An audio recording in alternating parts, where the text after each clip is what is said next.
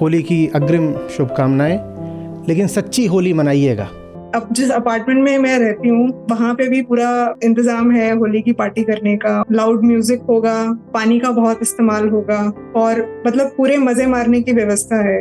कथा कहती है आग कुछ नहीं बिगाड़ पाई प्रहलाद का। पृथ्वी का सबसे बड़ा शासक था हिरण्यकश्यप, वो भी कुछ नहीं बिगाड़ पाया प्रहलाद का। प्रहलाद ने थोड़ी सोचा था कि मैं वहां बैठ जाऊंगा आग में तो मुझे आग लगेगी या बुआ ही जल जाएगी।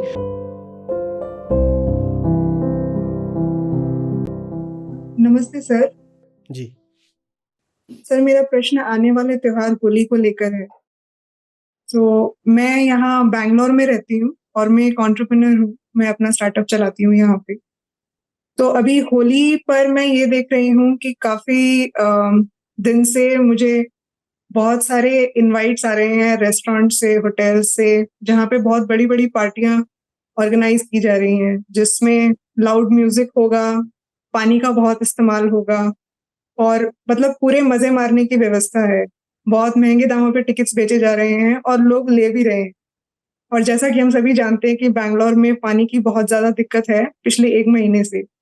तो उसके बावजूद भी ऐसा हो रहा है, तो देख के मुझे बहुत हैरानी हो रही है कि हम मतलब क्या सोच रहे हैं, हमने त्योहार का क्या बना दिया है। सिर्फ किस्से कहानियां, कंज्यूमरिज्म और मजे मारना, बस यही रह गया है।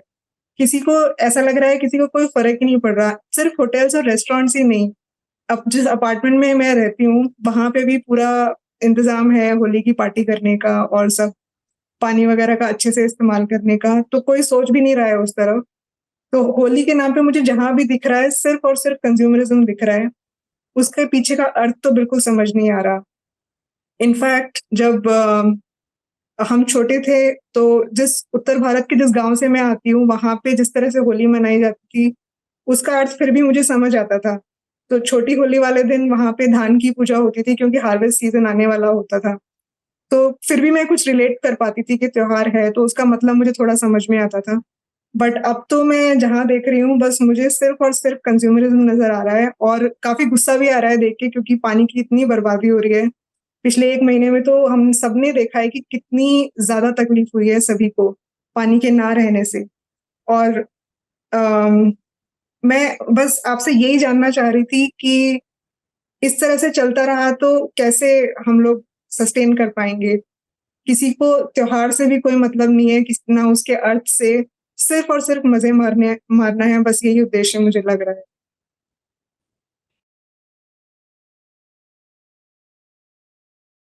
देखिए, हम दुखी पैदा होते हैं, दुखी, परेशान और उबे हुए खुद से ही। तो हमें मज़े तो चाहिए ही। जो दुखी है उसको सुख तो चाहिए ही। दिक्कत बस ये है कि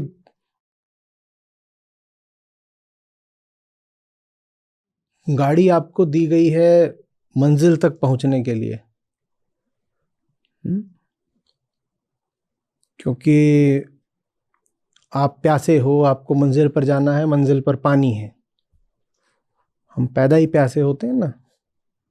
बच्चा पैदा होता है तो रोता है, बच्चा पैदा होता है अज्ञान में रहता है, हम बड़े हो जाते हैं हम तब भी अज्ञानी रहते हैं, भीतर इतनी कामनाएं छटपटाती रहती हैं, दुखी तो सब रहते ही हैं हर समय। तो हम प्यासे हैं, मन में गाड़ी दी गई है कि चले जाओ, गाड़ी को चला करके और मंजिल तक चले जाओ, वहाँ पानी मिल जाएगा। पर जब हमें ना अपनी प्यास का पता होता है और न गाड़ी की प्रकृति का, माने गाड़ी की बनावट, गाड़ी के नियम कायदे, तो हम अपनी जो प्यास है सुख की वो बड़े विचित्र तरीकों से मिटाते हैं। एक गाड़ी खड़ी है, वो गाड़ी है जिंदगी, ठीक है, और मैं हूं प्यासा, और मंजिल है पानी। पर जब मुझे अपना भी नहीं पता और जिंदगी, जीवन का भी कुछ नहीं पता, ना जीव को जानता हूं ना जीवन को जानता हूं, तो मैं गाड़ी का इस्तेमाल बड़े भद्दे और विचित्र तरीके से करता हूं। हालांकि उसमें उद्देश्य यही होता है कि दुख मिटे और सुख मिले, माने प्यास मिटे और पानी मिले। अब मैं क्या करूंगा, मैं गाड़ी को चला करके पानी तक नहीं ले जा पाऊंगा, क्योंकि मुझे पता ही नहीं गाड़ी का कुछ भी कैसे चलती है। न स्वयं को जानता, न गाड़ी माने साधन को जानता, न मंजिल माने साध्य को जानता, स्वयं को भी नहीं जानता, साधन को भी नहीं जानता, साध्य को भी नहीं जानता, तो मैं जाकर के गाड़ी को ही पीना शुरू कर देता हूं और पी पी के मैं गाड़ी को ही बर्बाद कर देता हूं। मैंने क्या किया? मैं कूलेंट पी गया। मैंने क्या किया? मैं इंजन ऑयल पी गया। मैंने क्या किया? मैं ब्रेक ऑयल पी गया। मैंने क्या किया? डीजल पेट्रोल जितना था सब पी गया। मैं गाड़ी को चला करके पानी तक नहीं ले जा रहा, मैंने गाड़ी को ही पीना शुरू कर दिया। इसे कहते हैं कंज्यूमरिज्म। मैंने गाड़ी को ही कंज्यूम कर डाला। मैं गाड़ी को चला करके, हाँ, गाड़ी को चला के भी ले जाओगे तो उसमें जो तेल है वो जलेगा। आप गाड़ी को चलाकर भी ले जाओगे तो उसमें इंजन ऑयल का उपयोग होगा, पर वो एक अलग तरह का उपयोग है। और आप खड़ी गाड़ी कोई खाना पीना शुरू कर दें क्योंकि आप प्यासे हैं और आप जानते ही नहीं कि आपकी प्यास इंजन ऑयल से नहीं बुझेगी, पानी से बुझेगी, तो आपने इंजन ऑयल ही पीना शुरू कर दिया। ये कंज्यूमरिज्म है। जीवन हमें किस मंजिल की ओर जाने के लिए मिला ये हम नहीं जानते, तो हम पूरे विश्व को, प्रकृति को ही खाना शुरू कर देते हैं। यह है उपभोक्तावाद। भोगो, और जितना भी खाओगे प्यास तो बुझेगी नहीं। इंजन ऑयल पीने से प्यास बुझती है किसी की? कूलेंट पी गए, बीच बीच में थोड़ा पानी भी मिल गया। वो कौन सा पानी था? वो जो विंडशील्ड पे डालने के काम आता है। तो बीच बीच में थोड़ा सा पानी मिल गया तो कहा, देखा हमारा तरीका बिल्कुल सही है, मिल गया पानी, मिल गया पानी, मिल गया पानी।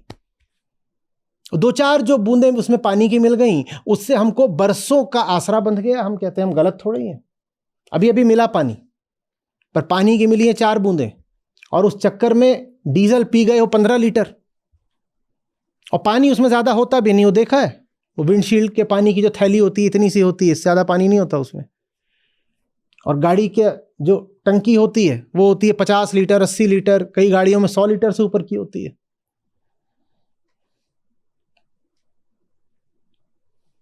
तो हम यही कर रहे हैं, हम डीजल पी रहे हैं और सोच रहे हैं प्यास बुझ जाएगी।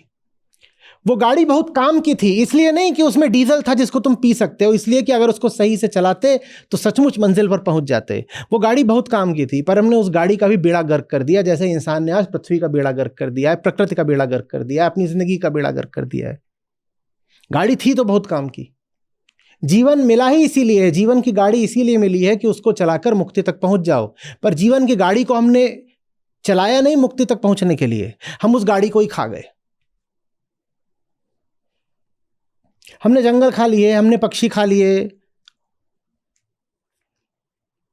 जीवों की, पशु पक्षियों की, फ्लोरा फौना की आधी प्रजातियां पिछले 40 साल में विलुप्त हो गई। बाप रे बाप, 40 साल, सिर्फ 40 साल। इन्हें विकसित होने में करोड़ों वर्ष लगे थे, करोड़ों साल लगे, तब जाके इनका इवोल्यूशन हुआ था। और 40 साल में हमने इनको सबको समाप्त कर दिया। हम कितने हिंसक और कैसे बर्बर लोग हैं।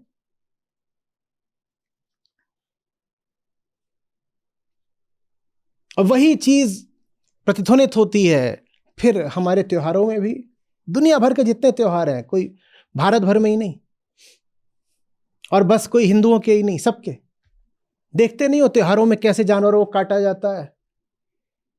कहीं पक्षियों को काट काट कर मेज पे सजाने को त्योहार बोलते हैं।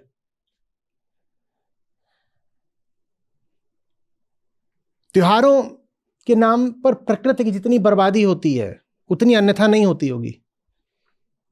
और उत्सव का, त्योहार का तो असली मतलब यह होना चाहिए था कि इस दिन हम प्रकृति के घावों पर मरहम लगाएंगे, लेकिन उस दिन हम प्रकृति को और घाव दे जाते हैं। कारण वही, न मैं स्वयं को जानता न गाड़ी को जानता, आत्मज्ञान का अभाव। स्वयं को जानने को विद्या कहते हैं, जगत को जानने को अविद्या कहते हैं। उपनिषद कहते हैं विद्या अविद्या दोनों हो तो ही जीव तरता है। हमारे पास ना आत्मज्ञान है ना जगत का ज्ञान है। जगत का ज्ञान होता तो हमें क्लाइमेट चेंज के बारे में पता होता। जगत का ज्ञान होता तो हमें पता होता कि दुनिया में क्या हो रहा है, क्लाइमेट चेंज क्या चीज़ है, पर हमें कुछ पता नहीं। हम पढ़े लिखे होके भी अनपढ़ हैं। आप बेंगलोर से हैं, वहाँ ज़्यादातर लोग पढ़े लिखे होंगे, पर क्लाइमेट चेंज पर 20 सवालों की उनकी एक साधारण सी क्विज ले ली जाए, मजाल है कि 5 नंबर से ज़्यादा किसी के आ जाएं, वो होगा बीटेक कंप्यूटर साइंस। वो हो सकता है कि यूएस से एमएस करके आया हो,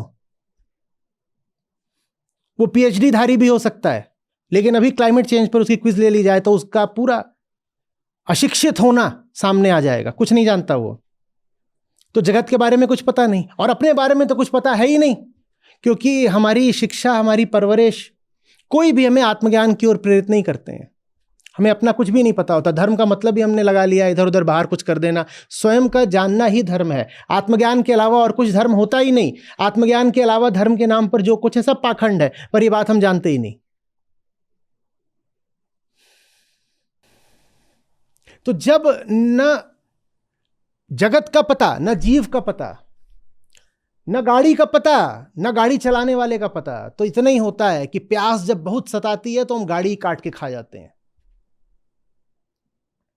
सोचिए ना, एक आदमी टायरों का रबड़ चबा रहा है और कह रहा है कि इससे दांत मजबूत रहते हैं और भूख मिटती है। कोई भूख नहीं मिटेगी। हम पेट की भूख की बात नहीं कर रहे हैं, मन की भूख की बात कर रहे हैं। उस मन की भूख को मिटाने के लिए हमने कितना कुछ तो तबाह कर डाला ना, सब कुछ खा गए हम। इस समय पर हम जिस गति से खा रहे हैं, हमारी भूख को शांत करने के लिए कई पृथ्वियां भी अपर्याप्त हैं। ठीक अभी ही साल भर पृथ्वी हमें जितना दे सकती है कि इतना तुम खा लो तो भी चल जाएगा, उतना हम, अगर आप महीनों की संख्या में बात करें, उतना हम अगस्त तक में खा जाते हैं। जितना दिया गया था कि आप जनवरी से दिसंबर तक में खा सकते हो, संसाधनों के रूप में, जल के रूप में और मिट्टी के रूप में और खनन दोहन के रूप में, और जो आप क्लाइमेट के लिए ये जो एमिशंस करते हो, कार्बन एमिशंस, कार्बन उत्सर्जन के रूप में आप जितना खा सकते हो जनवरी से दिसंबर तक, उतना हम जनवरी से अगस्त तक में ही खा लेते हैं। और उसके बाद हम ओवर ड्रॉ करते हैं। उसके बाद हम वो खाते हैं जो खाने की हमको अनुमति नहीं है। तो हम एक साल में ही लगभग 2 पृथ्वियां खा रहे हैं, और खाने की हमारी दर बढ़ती जा रही है। हमारी जनसंख्या भी बढ़ती जा रही है, और प्रति व्यक्ति जो हम भोग करते हैं वो भी बढ़ता जा रहा है। और एक बहुत ध्यान से बात समझिएगा, एक ही वृत्ति है जो जनसंख्या बढ़ाती है, और वही वृत्ति है जो हर व्यक्ति को और ज्यादा कंज्यूम करने की तरफ फेंकती है। तो जिस वृत्ति से पॉपुलेशन बढ़ती है, उसी वृत्ति से, वृत्ति माने टेंडेंसी, बेंगलोर वाले सुन रहे हैं, उन्हें समझ में नहीं आएगा वृत्ति क्या होती है। वृत्ति माने इनर टेंडेंसी, मेंटल प्रिडिलेक्शन। अब लोगों को लगेगा कुछ पढ़े लिखे वाली बात हुई। तो जो भीतरी टेंडेंसी आपसे कहती है बच्चे बढ़ाओ बच्चे बढ़ाओ, वही भीतरी टेंडेंसी आपसे कहती है कि घर में फर्नीचर बढ़ाओ फर्नीचर बढ़ाओ, क्योंकि दोनों बढ़ाने की बातें हैं। एक कहती है घर में बच्चे बढ़ाओ, दूसरी कहती है घर में फर्नीचर बढ़ाओ। घर में बच्चे बढ़ाने को कहते हैं पॉपुलेशन एक्सप्लोजन, और घर में फर्नीचर बढ़ाने को कहते हैं कंजम्पशन एक्सप्लोजन। और टोटल जो एमिशन होता है वो होता है population multiplied by per capita consumption, माने टेंडेंसी स्क्वायर। क्योंकि पॉपुलेशन भी किसका फंक्शन है? टेंडेंसी का। और पर कैपिटा कंजम्पशन भी किसका फंक्शन है? टेंडेंसी का। तो जो टोटल एमिशन है, टोटल कंजम्पशन है, वो फंक्शन हो गया आपकी टेंडेंसी के स्क्वायर का। और ये जो भीतरी टेंडेंसी है वो नहीं हटेगी आत्मज्ञान के अलावा, self knowledge, knowing one self. जब तक वो नहीं पता लगेगी तब तक जो डिस्ट्रक्शन का कर्व है वो ऐसे जा रहा है, एक्सपोनेंशियली ऊपर जा रहा है। बात समझ रहे हैं? हमें कंजम्पशन करना, हमें बहाने चाहिए। त्योहार बहाना है। त्योहारों में देखा नहीं कैसे बाजार सजते हैं? अब त्योहार का बाजार से क्या रिश्ता होना चाहिए, सोच के बताइएगा। आदत पर मत चलिए, आदत तो यही बोलेगी हाँ त्योहार का मतलब खरीदारी, पर सोच के बताओ त्योहार का बाजार से क्यों कोई रिश्ता होना चाहिए? त्योहार का कंजम्पशन से क्यों रिश्ता कोई होना चाहिए? अगर त्योहार का संबंध अध्यात्म से है तो त्योहार का रिश्ता तो कंजम्पशन नहीं, रेनंसिएशन से होना चाहिए। अध्यात्म का संबंध भोग से नहीं, त्याग से है। तो त्योहार तो व्रत उपवास के दिन होने चाहिए। त्योहार का तो अर्थ होना चाहिए कि आमतौर पर भी जितना उपभोग करते हो त्योहार में उतना भी नहीं करोगे, पर हमारा उल्टा है। आमतौर पर हम जितना करते हैं त्योहारों पर उससे 10 गुना करते हैं। आमतौर पर हम पृथ्वी को जितना नुकसान पहुंचाते हैं त्योहारों पर उसे 10 गुना पहुंचाते हैं। आमतौर पर जितने जानवर कटते हैं त्योहारों पर उससे 10 गुना कटते हैं, और कुछ त्योहारों पर तो उससे 1000 गुना कटते हैं। ये कौन से त्योहार है? आमतौर पे हम जितना प्रदूषण करते हैं त्योहारों में उससे 1000 गुना करते हैं। ये कौन से त्योहार हैं? और आमतौर पर हम जितनी बेईमानियां और छीछा लेदर करते हैं त्योहारों पर उससे ज्यादा करते हैं। आमतौर पे हम जितनी मिलावट भरी जिंदगी जीते हैं त्योहारों पर वो मिलावट और बढ़ जाती है। ये कैसा धर्म है? कैसा जीवन है ये?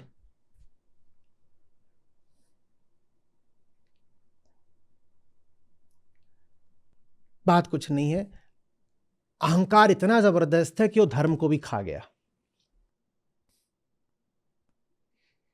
दुनिया के सभी धर्मों को आदमी के अहंकार ने खा लिया। एक ही धर्म है क्या? कंजम्पशन। कोई पूछे कि अपना धर्म बताओ, और किसी धर्म को बताने की जरूरत नहीं है, बोल दो मेरा धर्म है उपभोक्तावाद, कंजम्पशनिज्म। क्या? कंजम्पशनिज्म इज माई रिलीजन। मैं क्यों पैदा हुआ हूं? लिबरेशन के लिए नहीं, कंजम्पशन के लिए। तो मेरे रिलीजन का क्या नाम है? कंजम्पशनिज्म। क्योंकि धर्म तो बताता है तुम पैदा हुए हो मुक्ति के लिए, लिबरेशन के लिए। अगर लिबरेशन धर्म का उद्देश्य है तो उत्सवों त्योहारों का तो अर्थ होना चाहिए था कि इस दिन मैं अपनी पुरानी आदतों से, टेंडेंसी से, वृत्तियों से, पैटर्न से आजाद होना चाहूंगा, माने लिबरेट, मुक्त होना चाहूंगा। पर त्योहारों पर तो जो हमारे पुराने पैटर्न होते हैं वो और विकराल होकर के, विकृत होकर के, भीषण होकर के प्रकट होते हैं और अट्टहास करते हैं। यही होता है ना हमारे त्योहारों में। तो फिर हमारा त्योहार, हमारा धर्म कुछ और नहीं है। कंजम्पशनिज्म इज अवर रिलीजन। दुनिया में अगर 800 करोड़ लोग हैं तो लगता है जैसे सभी 800 करोड़ लोगों का एक ही धर्म है, कंजम्पशनिज्म। बाकी बेकारी लोग आपस में लड़ रहे हैं कि तेरा धर्म ये, मेरा मजहब ये, तेरा पंथ ये, और मेरी सोच ये आपस की जो लड़ाइयां हैं ये बिल्कुल ऊपरी ऊपरी हैं, सतही है।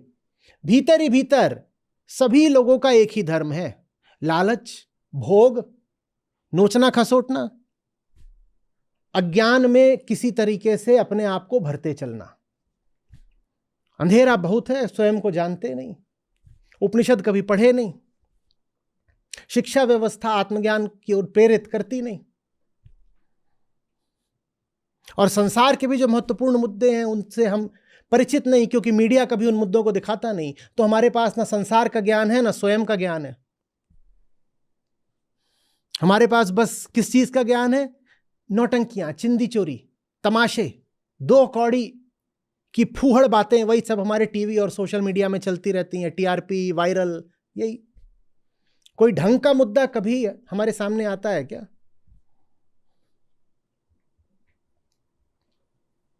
एक खोखला जीवन, रिक्तता से भरा हुआ जीवन, जो मौके तलाशता रहता है किसी भी तरह कंज्यूम करने के। भाई तू बहुत उदास लग रहा है, कोई बात नहीं, चल पार्टी करते हैं। भाई आज तो खुशी का दिन है, चल पार्टी करते हैं। तो उदासी है या खुशी है, करना क्या है? कंजम्पशन।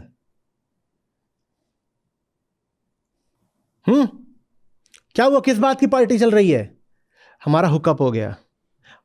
उधर दूसरी टेबल पे था, हाँ भाई तुम्हारी किस बात की पार्टी चल रही है? हमारा ब्रेकअप हो गया। नहीं, मैंने ब्रेकअप की पार्टी कर ली।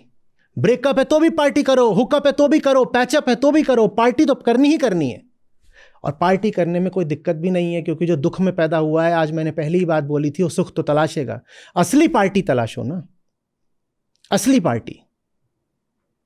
जानने वालों ने उसको आनंद कहा है, और आनंद, जॉय, सुपरफिशियल हैप्पीनेस और प्लेजर से बहुत आगे की बात होती है।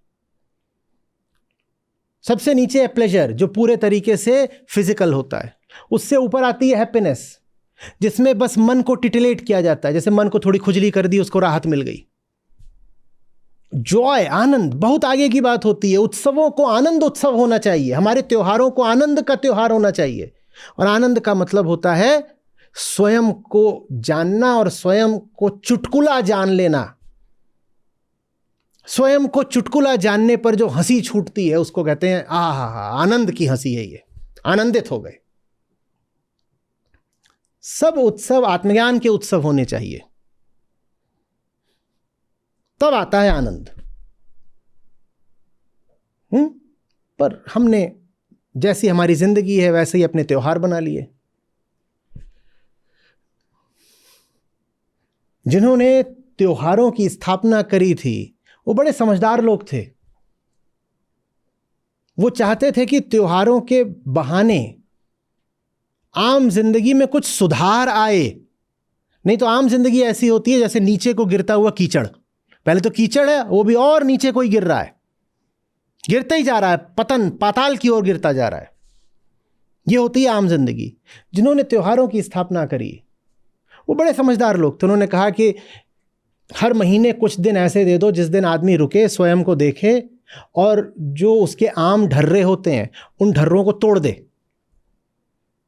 आम ढर्रे क्या होते हैं? इधर भागो उधर दौड़ो, नोचो खसोटो, यही आम ढर्रे हैं।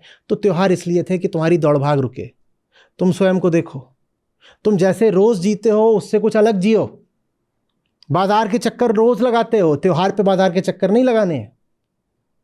झूठी जिंदगी रोज जीते हो, त्योहार पे झूठी जिंदगी नहीं जीनी है। सांसारिकता और झूठे रिश्ते रोज निभाते हो, त्योहार में दुनियादारी नहीं चलनी चाहिए, झूठी रिश्तेबाजी नहीं चलनी चाहिए। हमारे उन पुराने लोगों ने, आप्त पुरुषों ने इसलिए त्योहारों की स्थापना करी थी। और हमने त्योहारों को बिगाड़ बिगाड़ के, विकृत कर करके देखो क्या बना लिया। आज बहुत सुधार की जरूरत है। आज भी अगर सुधार नहीं हुआ तो शायद हमारे पास जीने के लिए कुछ दशक भी शेष नहीं है। इंसान का और इंसान के साथ साथ सब जीव जंतुओं की, सभी प्रजातियों का हम बड़ा दुर्दांत अंत देखेंगे। ऐसी विभीषिका जो इतिहास में पहले कभी नहीं देखी गई वो बिल्कुल हमारी सामने खड़ी है, राउंड द कॉर्नर। अपने जीवन काल में हम देखेंगे ये सब कुछ। सच्चा धर्म, वास्तविक अध्यात्म ही वो ताकत है जो पृथ्वी को आज बचा सकती है। धर्म का सही रूप लोगों के सामने लाने की आज बहुत बहुत जरूरत है। मैं चाहता हूं होली पर हम सब धर्म के सच्चे रूप को खोजने का संकल्प लें। और धर्म का सच्चा रूप आत्मज्ञान है। तरीके निकालिए, योजना बनाइए, मार्ग खोजिए कि कैसे दिवाली को और होली को और दुनिया भर में जितने भी उत्सव हैं, मैं सब दुनिया भर के लोगों से बोल रहा हूं, तरीके निकालिए कि इन उत्सवों को ज़्यादा से ज़्यादा सच्चाई के साथ कैसे मनाएं और कैसे ये निश्चित करें कि त्योहार के बाद पुरानी ज़िंदगी के पुराने ढर्रे लौट कर ना आए, कि त्योहार ऐसा आए कि हमें बदल ही जाए। इसलिए आते हैं त्योहार। आचार्य जी, होली का वास्तविक अर्थ क्या है और होलिका दहन से हम क्या समझते हैं? इस पर बहुत बोला हुआ है मैंने। हर साल ही होली आती है और हर साल ही सवाल आते हैं, तो बहुत बोला हुआ है।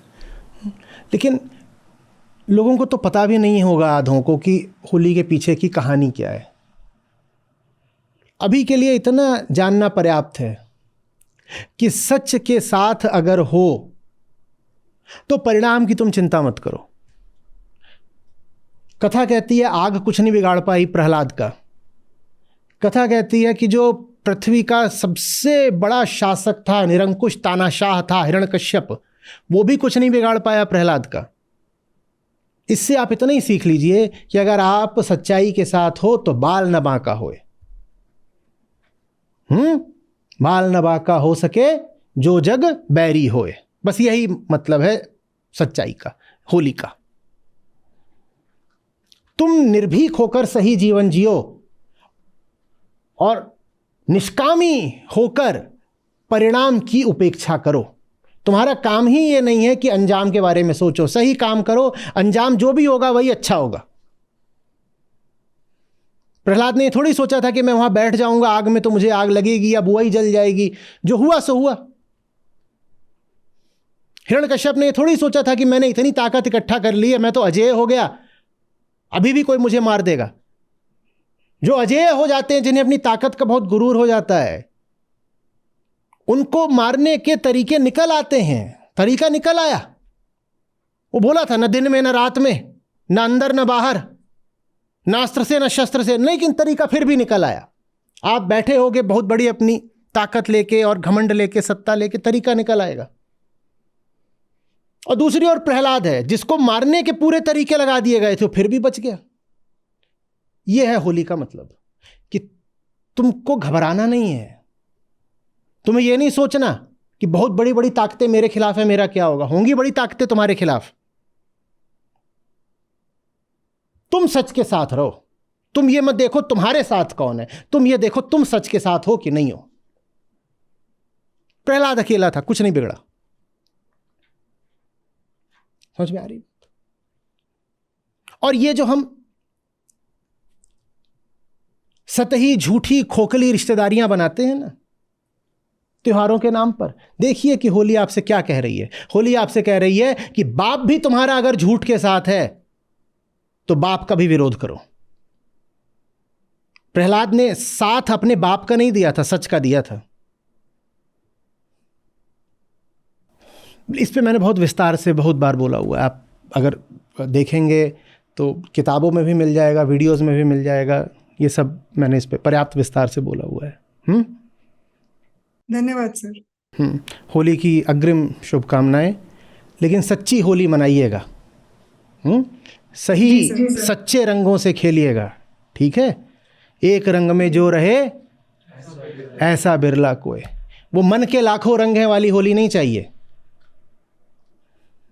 क्या मन के बहुतक रंग हैं, छिन छिन बदले सोए, वो वाली होली नहीं चाहिए। एक रंग वाली होली चाहिए। एक रंग में जो रहे ऐसा बिरला। वो एक रंग कौन सा है, इस होली पे ये खोजिए।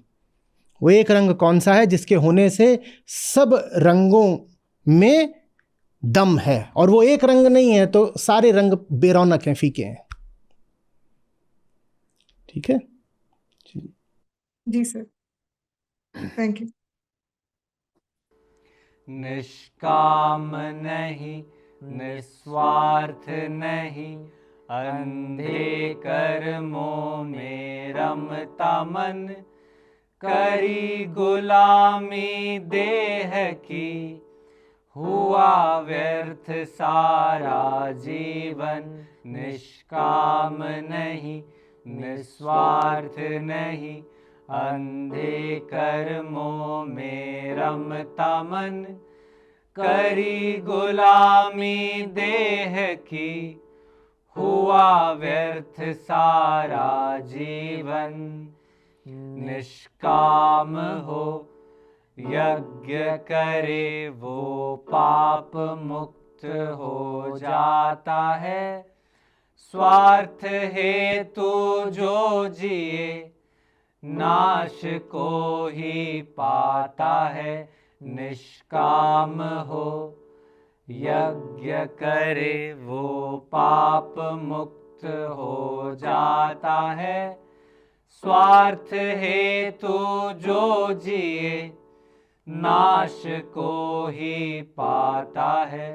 निष्काम हो यज्ञ करे वो पाप मुक्त हो जाता है, स्वार्थ हेतु जो जिए नाश को ही पाता है।